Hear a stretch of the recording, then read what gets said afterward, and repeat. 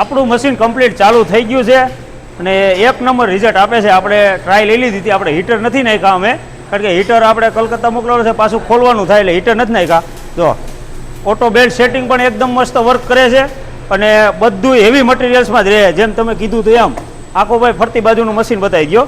હજી આમાં હીટર નાખવાના બાકી છે અને કામ તો પતી ગયું છે. લોડિંગવાળા પણ આવી ગયા છે એટલે હવે અહીંથી અમે ખોલીને ડાયરેક્ટ કલકત્તા ટ્રાન્સફરમાં ચડાવી દેવું. તમે જોઈ લ્યો ફાઇનલ મશીન. આ રોલ પણ એકદમ હેવી છે, સ્ટીલ ક્રોમમાં એકદમ હેવી રોલ. નીચેના 4 રોલ આવે એ પણ હેવી છે અને 61નો પન્નો છે અને ઓટો બેલ્ટ સેટિંગ છે. બેલ્ટ તમારે સેટિંગ કરવો નહીં પડે, એની મેળે બેલ્ટ સેટિંગ થઈ જાય. 3 HP ના ગેર સાથે મોટર આવશે